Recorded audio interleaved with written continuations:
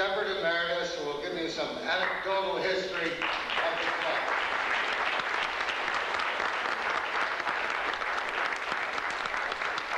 Thank you. You're getting to be quite a speech maker. I brought him up. I really adopted Dick a long, long time ago.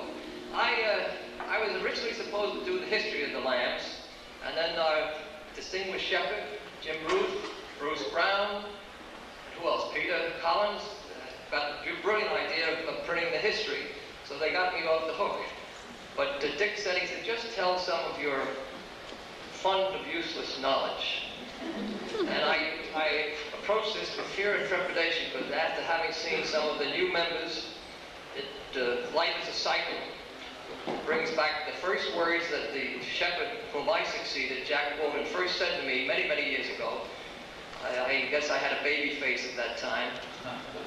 And he looked at me and he said, I have ties older than you. So I'm afraid that some of the people here tonight won't know the people I'm talking about. But in any case, in 1949, the club was having some problems because of the war, and the then shepherd, a marvelous man named Bert Lytell, one of our great actors, and his boy, Walter Crusade, decided that they should have a junior membership. And they allowed us in for $50.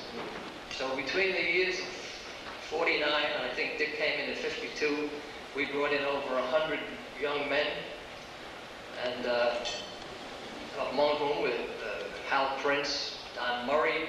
I just met Peter Howard, one of our great, great Broadway conductors, and an array of great talents.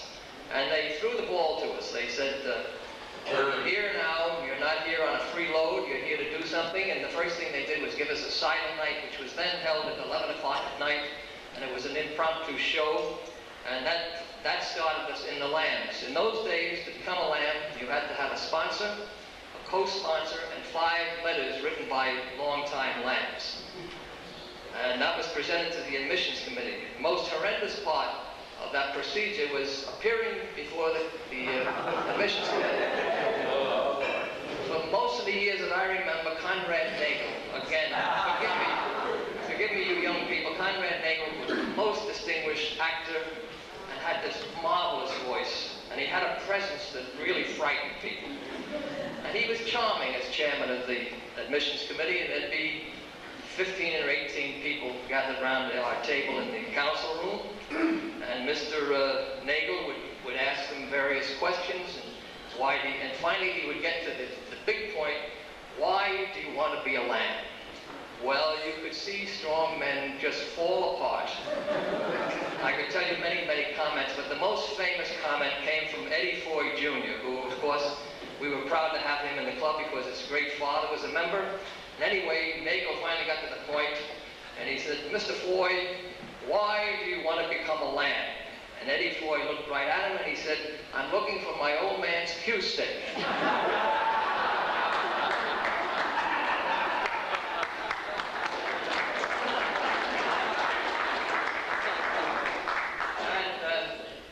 Another one that I remember well was Toots Shore. If you remember Toots Shore, a great restaurateur, and if he liked you, he called you a crumb bun. So he was down on the grill buying drinks for everybody, waiting to be called to the admissions committee, and he called me a crumb bun 1,000 times, and everybody else in the place. They finally called him up before the committee, and oh, he was real gung-ho, and Nagel said, why do you want to become a Lamb? And Toots, he stood there and he shook and he turned gray and he couldn't even say yes or no. But we still let him in the club. There was also a procedure of suspending people if they did anything wrong. The most famous suspension came a man named Richard Carl, who was a most distinguished actor, mostly a Shakespearean actor, and very elegant man, so I'm told. This goes back many, many years. But he was so elegant that he carried the cane with him at all times. And in those days, in the grill, in the bar, they used to put the glasses in a pyramid on the bar. And Mr. Carl came in one night and he over-imbibed, and somebody said something to him and he took the cane, knocked the glasses down, and he was suspended for 6 months. 6 months passed and he was allowed to come back in the club, and he came in with his cane. Somebody he said, "Gee, Richard, I haven't seen you in a long while. Where have you been?" He said, "I was suspended for 6 months." He said, "For doing what?" He said, "For doing this." And he walked out of the club.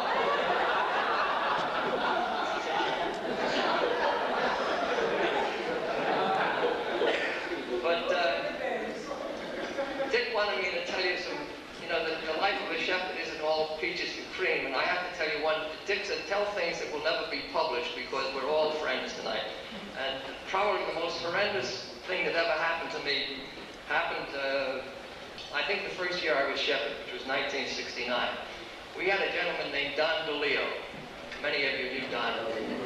We called him Mr. Broadway. And he would call you all sorts of names. But anyway, in those days, Don had a job preparing shows for the USO. And he asked me if I would, every Thursday afternoon. So I used to go out to the various veterans hospitals for him. And there was one Thursday when I had to call him. I said, "Don, I have a job.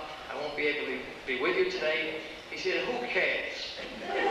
He said, "I've got to sing it. It'll make you look sick."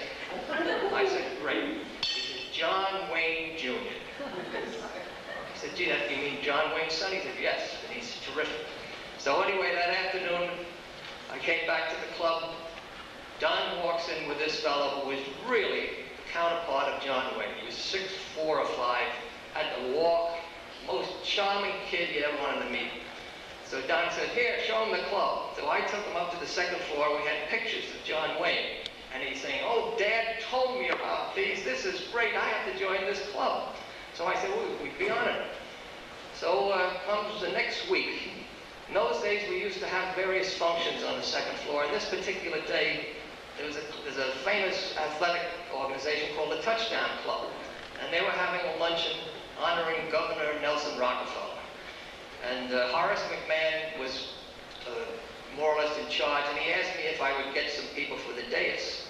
So we were having some problems, and the governor was just about to arrive, and who walks in the door but Pat O'Brien? So Pat said, "Come on, we'll have lunch, Tommy." And I said, "I can't." I said, "Would you like to have a free lunch? Come on up, you just have to sit in the dais." Great. So Pat, and I'm thrilled. Here I get Pat O'Brien for the Touchdown Club. I have Horace McMahon on my right, Pat O'Brien on my left, and while we're talking, I said, "You'll never guess who's going to join the club." John Wayne Jr. Now, both of them knew the Duke intimately. I said, "John Wayne Jr." Both of them said on cue, "Who is John Wayne Jr.?" I said, "The Duke's son." I said, "He doesn't have a son, John." I said, "Of course he does. The guy's hero." He gets Jonathan, he has Michael, and he named the sons. And I said, "Are you sure?" "Absolutely sure." So I couldn't wait to get downstairs, and DeLeo's downstairs with the application. He said, "John's going to join the club." I said, "Great." I said, "You know what? He's a phony." He said, "Don't tell me that. That's John, and he sings great. He sings better than you." I said, "Okay." So I took the application, and I went up to my office, and I wrote the Duke a letter. The most diplomatic letter I ever wrote. I said, "We have the honor of entertaining your son, John Wayne Jr. He has expressed interest in joining the club, and I think it only right that you, his father, be his sponsor. Enclosed, please find the application." I sent an airmail special delivery. 2 days later, I get a call from Wayne's secretary. "Mr. Wayne is in Mexico doing a film, but he is appalled that you would think that that was his son." I said, "What do you mean?" He said, "This fellow is the fake of all time. He's been going all over the country using John Wayne, and he's a talented boy. He went down to Florida, he went into all the nightclubs, the Fountain Room, all of them. They get him up to sing a song, and he got jobs from it."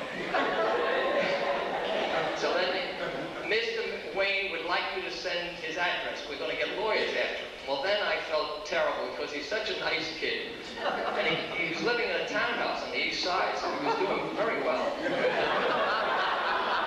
So I stalled, and Wayne called a couple of times himself, and I said, "Well, I'll get the address for you." And I was just about to get the address. Wayne calls from California. He said, "Tom, go down to the corner and get Motion Picture Magazine," I think it was called. So it says on the one, "John Wayne Jr. is a fake." And he was playing Westbury, and they went out and they caught the show, said he was a highly talented young man. They interviewed him backstage, and he said, "Well," he said, "I always thought I was a pretty good singer, and he said I couldn't get arrested, so he said, everybody thought I looked like John Wayne, and here I am.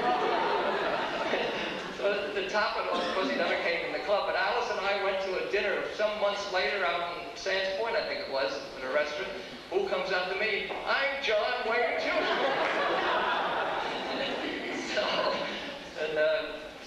Anyway, now I've lost my train of thought.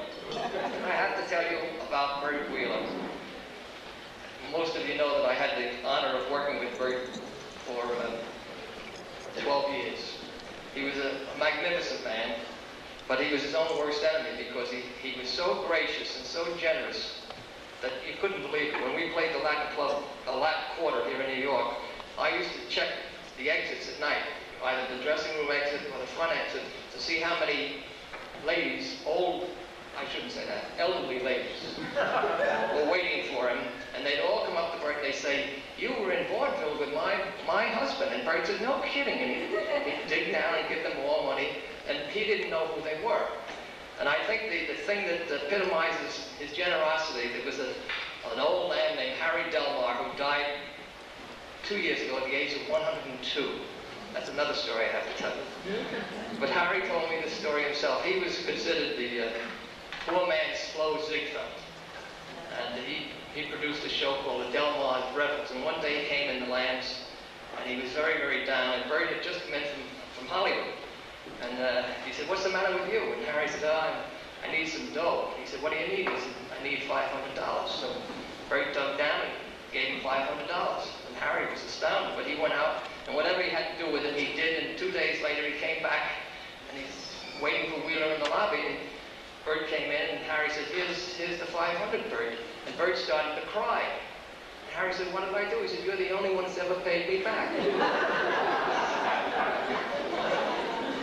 In regard to Harry Delmar, he called me, well, this goes back 7 or 8 years, and we were under the impression then that he was 89 years old. He told me he was. And he called me from Hollywood, and he said, Tom, I'm getting to the stage where I really should be in a nursing home. And he said, I'd like to go to Englewood. So I said, well, you're certainly qualified.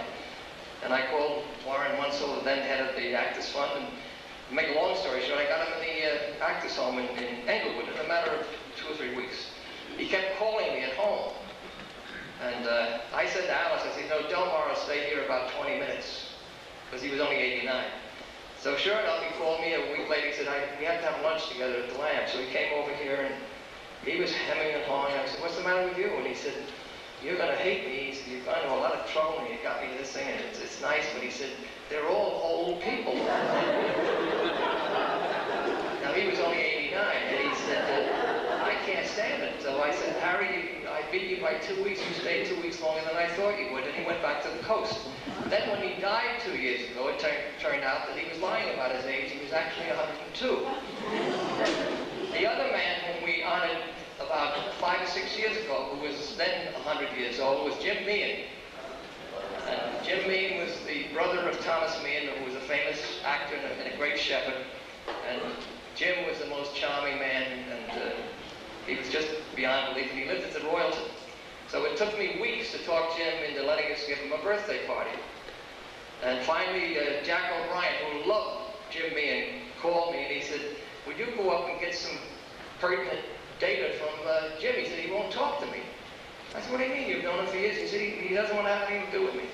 So I called Jim and I went up to the Royalton and I said, what's this with O'Brien? You won't talk to him. He said, all he ever prints is that I don't wear an overcoat for an old guy. I never wear an overcoat. He said, I'm sick of listening to that stuff. So it gave me a chance to ask Jim why he was so enthralled with people in the theater. I said, I know your brother was a great star, but you were a very successful businessman, and I don't understand the connection. He said, well, I learned the business. He said, I was associate drama critic at the New York Times. I said, no kidding, I've known you for years. I never knew that. My dad worked at the Times. I said, when was that, Jim? And he said, 1903.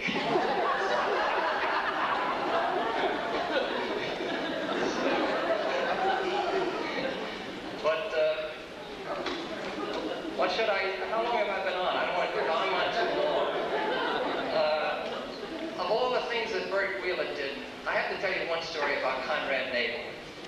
You know, if we only had tapes of these great people. Every afternoon at 4 o'clock, I'd make sure I'd go in the club. We had a round table, which was the shepherd's table.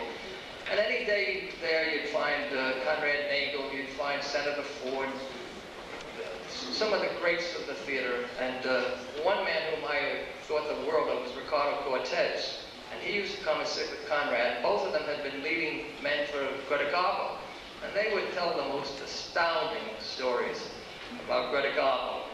And one day, Rick Cortez came in, and he said, gee, I'm going to go on the Tonight Show. Now, he was a very successful stockbroker, and he was always a handsome guy, immaculate, terrific man. He said, I'm going to go on the Tonight Show, and he said, I have an interview this afternoon.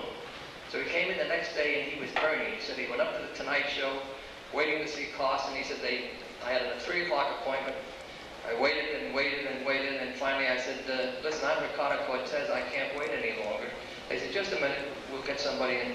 So he brought one of the assistants out, and he looked at Ricardo Cortez, and he said, what have you done in the business? And I won't tell you what Ricardo Cortez said. My mother wouldn't let me say words like that. But in regard to Bert Wheeler, Bert, of all his accomplishments, you young people, Bert Wheeler was part of a comedy team, Wheeler and Wilson. Oh, I have to tell you that. A fellow named Walter Kinsella. He and Bert used to go to church every day at St. Malachy's. And Walter used to meet Bert there. And one time, Bert went in ahead of Walter, and Walter didn't know he was in there. So some fellow came running out of the church, and he said to Kinsella, you'll never guess who's in there. I just saw him right in person. Robert Woolsey. And Kinsella said, well, if he's in there, I'm not going in. That's an in-joke. Woolsey was his partner. He saw Bert Wheeler and he thought it was Woolsey. But in any case, Bert was so proud of the fact that he had done 7 Ziegfeld shows. And something that isn't too well known is that Bert was cast with Robert Woolsey on separate contracts in a show called Rio Rita. It goes way, way back. And they were individual contracts, but Flo Ziegfeld put them together, and that formed the comedy team of Wheeler and Woolsey. And they went on to make great films for RKO, I think it was. And but Bert was so proud of the fact that he'd done 7 Ziegfeld shows. And to end my little discourse this evening, we're very proud to always have a representative group from the Ziegfeld Club. They're here tonight. And I always hesitate to sing this song because for the last years, I've been emceeing the Ziegfeld Ball, and it was, in the beginning, it was a traumatic experience because for years, a man named John Steele, who was one of the great Ziegfeld tenor, and the most charming man you'd ever want to meet. And he emceed it, and he was singing this song through the years until he wasn't feeling very well, and he asked me to do it. And he used to be sitting right in front for the last several years of his life, it's a song that nobody should ever have been allowed to sing, except John.